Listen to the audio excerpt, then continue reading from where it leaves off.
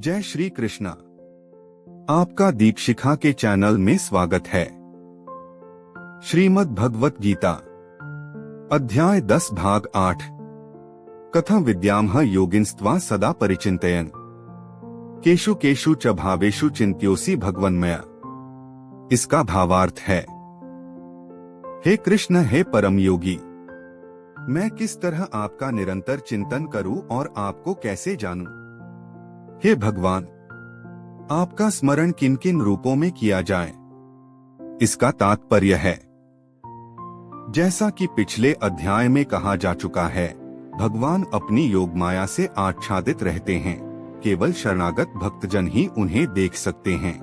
अब अर्जुन को विश्वास हो चुका है कि उसके मित्र कृष्ण भगवान हैं, किंतु वह उस सामान्य विधि को जानना चाहता है जिसके द्वारा सर्वसाधारण लोग भी उन्हें सर्वव्यापी रूप में समझ सकें। असुरों तथा नास्तिकों सहित सामान्य जन कृष्ण को नहीं जान पाते, क्योंकि भगवान अपनी योगमाया शक्ति से आच्छादित रहते हैं।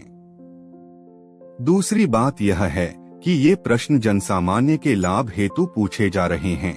कुछ चकोटी का भक्त केवल अपने ही ज्ञान के प्रति चिंतित नहीं रहता, अपितु सारी मानव जाति के ज्ञान के लिए भी रहता है।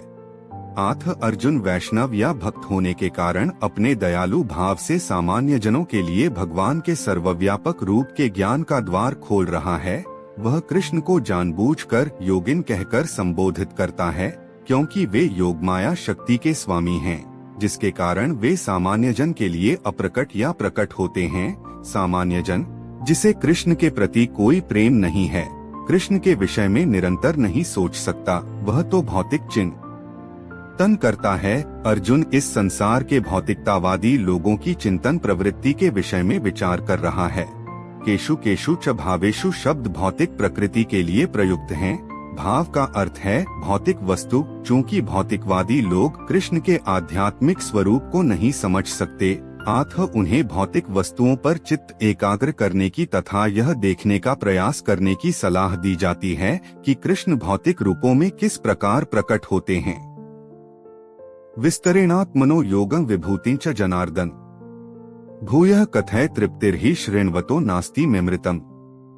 इसका भावार्थ है, हे जनार्दन, आप पुनः विस्तार से अपने ऐश्वर्य तथा योग शक्ति का वर्णन करें। मैं आपके विषय में सुनकर कभी तृप्त नहीं होता हूँ, क्योंकि जितना ही आपके विषय में सुनता हूँ, उतना ही आपके शब्द अमृत को चखना चाहता हूँ।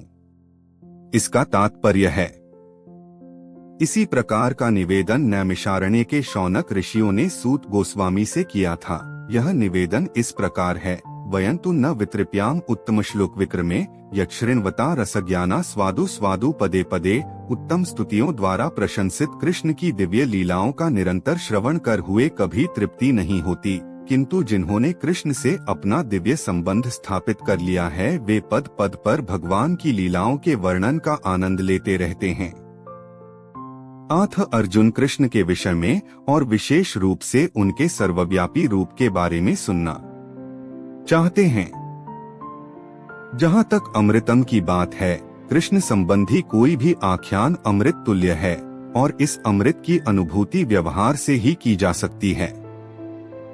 आधुनिक कहानियाँ, कथाएं तथा इतिहास कृष्ण की दिव्य लीलाओं से इसलिए भिन्न हैं क्योंकि संसारी कहानियों के सुनने से मन भर जाता है, किंतु कृष्ण के विषय में सुनने से कभी थकान नहीं आती। यही कारण है कि सारे विश्व का इतिहास भगवान के अवतारों की लीलाओं के संदर्भों से पटा हुआ है। हमारे पुराण विगत युगों के इतिहास हैं, जिनमें भगवान के विविध अवतारों की लीलाओं का वर्णन है। इस प्रकार बारंबार पढ़ने पर भी विषय वस्तु नवीन बनी रहती है। श्री भगवान उवाच अन्ते कथयिष्यामि दिव्या ह्यात्म विभूतयः प्राधान्यतः कुरुश्रेष्ठ नास्त्यंतो विस्तरस्य में। इसका भावार्थ है, श्री भगवान ने कहा, हाँ, अब मैं तुमसे अपने मुख्य मुख्य वैभवयुक्त रूपों का वर्णन करूंगा, क्योंकि हे अर्जुन, मेरा ऐश्वर्य असीम है। इसका तात्पर्य है, कृष्ण की महानता तथा उनका ऐश्वर्य को समझ पाना संभव नहीं है। जीव की इंद्रियां सीमित हैं, अतः उनसे कृष्ण के कार्यकलापों की समग्रता को समझ पाना संभव नहीं है। तो भी भक्तजन कृष्ण को जानने का प्रयास करते हैं, किंतु यह मानकर नहीं कि वे किसी विशेष समय या जीवनावस्था में उन्हें पूरी तरह समझ सकेंगे, बल्कि कृष्ण के वृत्तांत इतने आस्वाद्य हैं कि भक्तों को अमृत तुल्य प्रतीत होते हैं। इस प्रकार भक्तगण उनका आनंद उठाते हैं। भगवान के ऐश्वर्यों तथा उनकी विविध शक्तियों की चर्चा चलाने में शुद्ध भक्तों को दिव्य आनंद मिलता है, अतः वे उनको सुनते रहना और उनकी चर्चा चलाते रहना चाहते हैं। कृष्ण जानते हैं कि जीव उनके ऐश्वर्य के विस्तार को नहीं समझ सकते, फलतः वे अपनी विभिन्न शक्तियों के प्रमुख स्वरूपों का ही वर्णन करने के लिए राजी होते हैं। प्राधान्यतः शब्द अत्यंत महत्वपूर्ण हैं, जबकि उनके स्वरूप अनंत हैं। इन सबको समझ पाना संभव नहीं है। इस श्लोक में प्रयुक्त विभूति शब्द उन ऐश्वर्यों का सूचक है जिनके द्वारा भगवान सारे विश्व का नियंत्रण करते हैं। अमरकोश में विभूति का अर्थ विलक्षण ऐश्वर्य है। निर्विशेषवादी या सर्वेश्वरवादी न तो भगवान के विलक्षण ऐश्वर्यों को समझ पाता है, न उनकी दैवी शक्तियों के स्वरूपों को। भौतिक जगत में तथा वैकुंठ लोक में उनकी शक्तियां अनेक रूपों में फैली हुई हैं। अब कृष्ण उन रूपों को बताने जा रहे हैं जो सामान्य व्यक्ति प्रत्यक्ष रूप से देख सकता है। इस प्रकार उनकी रंग बिरंगी शक्ति का आंशिक वर्णन किया गया है।